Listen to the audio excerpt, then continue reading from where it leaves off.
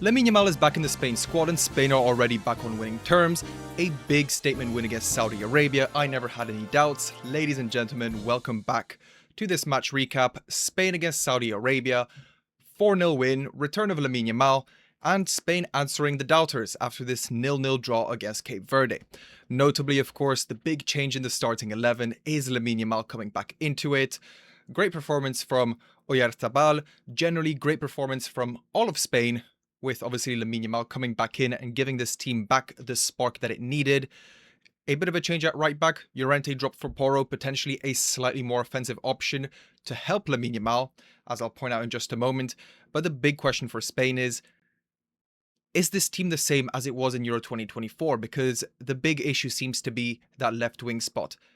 None of the players really impressed. I'll touch on that in just a moment. But first, starting off with the positive, Lamine Yamal back in the squad and Spain already look far more threatening. For those who watched the match against Cape Verde, even though they are weaker opposition, Spain looked completely unbothered, both in the defense and in the midfield. It is still statement to how strong of a team they are and how cohesive of a unit they are. We obviously saw many teams struggle against weaker opposition. Spain obviously did not manage to score, but in terms of general play, they were not too bothered. And of course, being able to rely on the return of Lamine Yamal to bring that attacking spark back. We saw this against Saudi. Lamine Yamal comes back in, and I will say this game from Pedro Porro I really liked. As you can see from the picture here, playing very wide, playing very high. Obviously very clearly an idea from De La Fuente to help maximize Lamine Yamal a bit more. We don't necessarily have that left wing spot opening up space for Lamine Yamal because the left wing at the moment for Spain is a complete non-factor, and therefore the team can shift to that right-hand side and try to double up on Lamine Yamal. But when Pedro Porro is moving the way he is, they cannot. Here you can see 5th minute, Pedro Porro is making a run in behind. Lamine Yamal just gets to drop in slightly deeper, pick up the ball. And as you can see from a position like this, the defenders can't just go and close in Lamine Yamal. They can't 2v1, 3v1 him. They need to worry about Pedro Porro. And this gave Lamine Yamal a lot more freedom. It gave him license to go inside when Pedro Porro went wide. Pedro Porro sometimes underlapped and allowed Lamine Yamal to go outside. And what I also liked was, with this left wing being a bit weakened, we saw Oyarzabal shift a bit from central positions into the left a bit more on occasion, allowing Yamal to drift inside and take a bit more of a striker position, get a bit more directly involved in the game, which I did like, and this is how the first goal resulted. Oyarzabal playing from that left wing, brilliant ball in behind, goes past the keeper, goes past the defender. Lamine Yamal makes a phenomenal run to the back post and taps it in. Easy finish, but phenomenal work to get there in the first place. And obviously, speaking of Oyarzabal, many people were doubting this man. Many people were doubting whether he's good enough. They were saying, bring in Mikel Merino.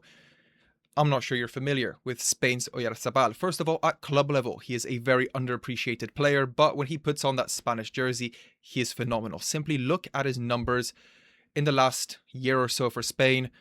Incredible in the Nations League, incredible in the qualifiers, and again now firing at the World Cup. 2 goals in this game, 1 assist. Very, very strong performance from him. And we saw him be in the right place at the right time on 2 different occasions in that first half.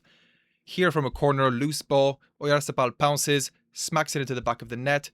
Just a moment later, bit of a scrap in the box again.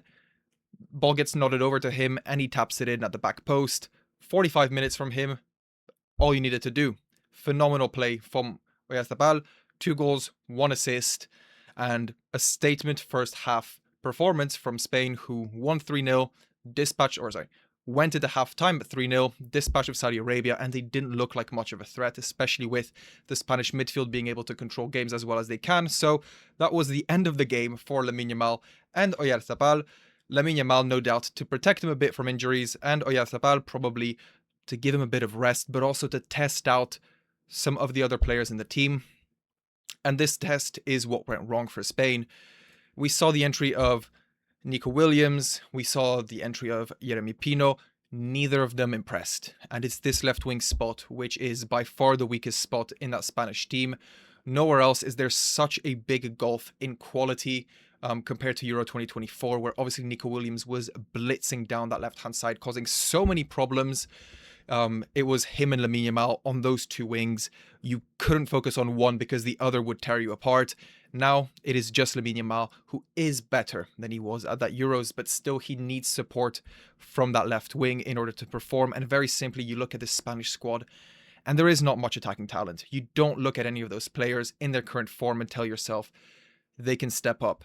Baena, Williams, Munoz, Pino, they are not big names. They're not world-class players. They're not even a step below world-class, I would argue. You compare this to a squad like France's, and I genuinely think Spain don't even make France's fourth squad in terms of their left-wing options. Disastrous, but of course France don't have Lamine Yamal, and this will need to be a huge tournament from Lamine Yamal. One of the left-wingers for Spain is going to need to step up to at least provide some sort of constant threat on that left-hand side, whether that's going to be Nico Williams or whether someone else steps up, whether perhaps Pedro Porro, as a more offensive right-back, will give Lamine Yamal the space he needs. We shall see, but whichever way you cut it, it will have to be a big tournament from Lamine Yamal, and coming back from injury and putting in a phenomenal performance against Saudi in just 45 minutes, he's showing us he's got the level, but he will need to keep that up or even go one notch above if Spain do want to go all the way, because the level at this World Cup so far is staggering. And Spain now on 4 points, they will be eyeing up the big final day fixture against Uruguay. Uruguay, who looked very poor against Saudi, obviously drew 1-1, whereas Spain dispatched them comfortably without the slightest bit of hesitation. But nonetheless, Spain will have to focus on this game. As much as it should be a relatively easy win, it is one that they cannot afford to slip up in, because second place in the Spanish group will come up against first place in Group J, who undoubtedly we expect to be Argentina. Spain, as much as they fancy themselves to go all the way, I am sure will not want to cross paths with Lionel Messi as early as the round of 32. So Spain just have to focus on dispatching Uruguay. Otherwise, things could get ugly. But I think they will do so without much of a problem. Lamine Yamal looks in good form. They can maybe experiment a bit more with that left-wing position. As I said, that is the weak point. That is the big question mark around the Spanish team. But generally, a very positive performance. Way to bounce back after this Cape Verde draw. And now I am off. In about 5 minutes, we're getting Belgium-Iran.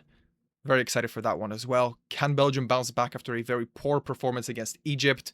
Can Jeremy Doku play better than he did in that first game? We shall see, but in any case, thanks for watching. See you next time.